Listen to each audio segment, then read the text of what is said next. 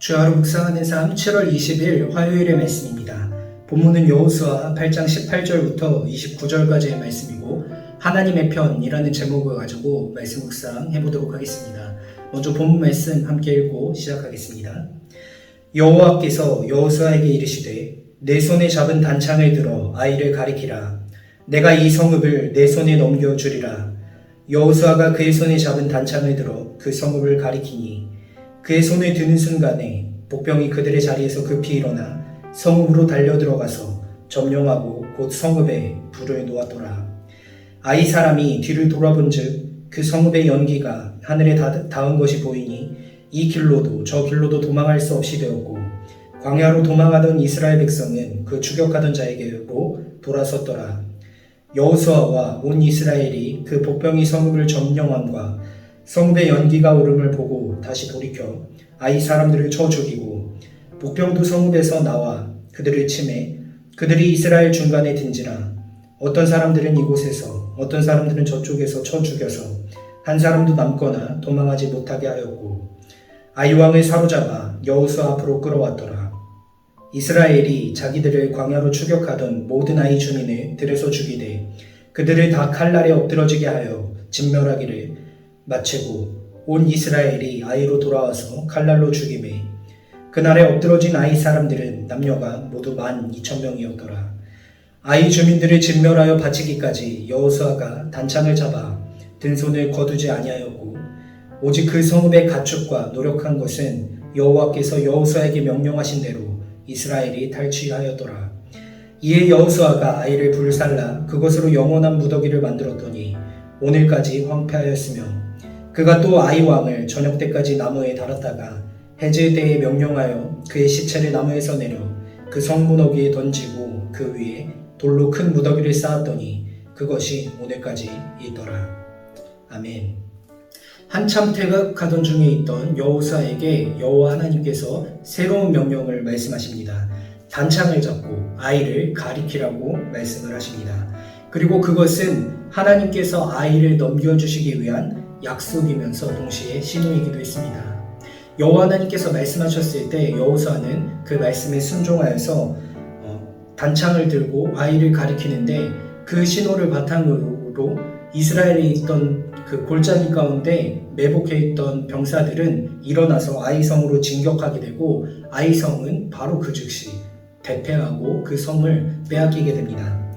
또 아이왕은 사로잡혀 오게 되고 아이성은 완전히 불살라서 진멸되게 되는 모습을 보여주고 있습니다. 25절의 말씀을 보시면 엎드러진 아이 사람들은 남녀가 모두 12,000명가량이나 되었다라고 이야기를 합니다. 그리고 그 성읍은 요단강과는 다른 의미로 본보기로 사용되게 됩니다. 요단강은 여호와 하나님의 이끄심을 회상하는 또 그러한 회상물이 되었다라고 한다면 오늘 아이성 같은 경우는 여호와 하나님께 대적하는 자들이 어떠한 최후를 맞이하는지를 보여주는 본보기로 사용되었던 것입니다. 우리가 가나안 정복 전쟁을 통해서 보는 것은 바로 율법의 정신이 이를 통해서 이루어지고 있다는 것입니다. 오늘도 율법의 정신에 따라 심판이 이루어집니다. 물론 대상은 아이성이었죠. 요 전에는 아간의 범죄를 통하여서 한 사람의 잘못을 통하여서 공의로우신 여호와 하나님의 모습을 드러낸 사건이었다고 한다면 오늘 본문은 여호와 하나님을 대적하는 자들이 여호와 하나님의 말씀에 순종하지 아니하는 사람들이 어떻게 되는지를 정확하게 보여준 본문이라고 할 수 있습니다. 스라림 패배 후에 정화 과정을 겪은 이스라엘의 진격 앞에 무너진 아이성은 이스라엘의 대적이었었습니다. 곧 이스라엘의 대적이라고 하는 것은 여호와 하나님의 대적이라고도 할 수 있죠. 비록 아간의 범죄로 인해서 이스라엘이 스스로 무너진 적이 있긴 하지만 다시 여호와 하나님과의 관계를 온전히 회복한 이스라엘에게 있어서 아이는 확실히 여호와의 대적일 뿐이었다는 것이죠. 여호와 하나님의 법이 없었던 그 아이성은 하나님의 심판의 대상이었고 또 이를 통해서 아이는 대패하였으며 아이성의 왕은 나무에 달려 죽는 모습을 보여주고 있습니다.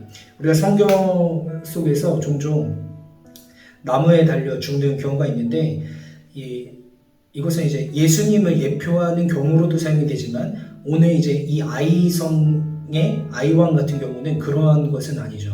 그러니까 기본적으로 나무에 달려 죽는 것은 여호와 하나님께 저주를 받는 자라는 의미가 있습니다. 물론 예수님께서도 그런 모습을 보이셨지만 그것은 이제 모형으로 그런 모습을 보이신 것이었고, 오늘 이 아이성의 아이왕 같은 경우는 실제로 여호와 하나님의 저주를 받아서 죽게 된 모습이었습니다.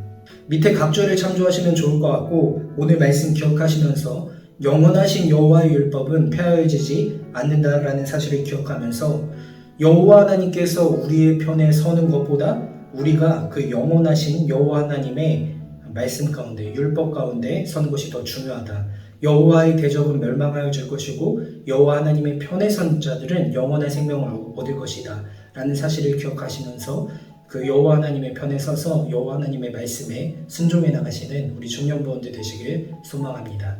기도로 오늘 말씀 마치도록, 오늘 묵상 마치도록 하겠습니다. 좋으신 하나님, 은혜를 감사합니다. 오늘 말씀을 통하여서 변함없이 공의로우신 여호와의 율법의 정신이 오늘도 실행되는 것을 보여주심에 감사합니다. 여호와 하나님의 편에 선 자들은 영원한 생명을 얻을 수 있고, 여호와 하나님의 편에 서지 않아 그 율법을 대적하는 자들은 영원한 죽음 가운데 서는 모습을 오늘 말씀을 통하여서 살펴보았습니다. 오늘 말씀 기억하면서 여호와 하나님께서 내 편이라고 말하기 이전에 내가 먼저 그 여호와 하나님의 편에 서 나갈 수 있는 우리 청년부원들 한 사람 한 사람 되어줄 수 있도록 인도하여 주시고, 그렇게 여호와 하나님의 편에 섰을 때 우리가 생각하지 못하였던 방법들, 또 놀라우신 은혜들을 통하여서 이 세대 가운데 하나님의 은혜를, 또 하나님의 일하심을 마음껏 경험해 나가는 우리 청년부원들 다 되어줄 수 있도록 인도하여 주시옵소서. 감사를 드리며 믿음의 주인 되시며 우리를 온전하게 하시는 예수님의 이름으로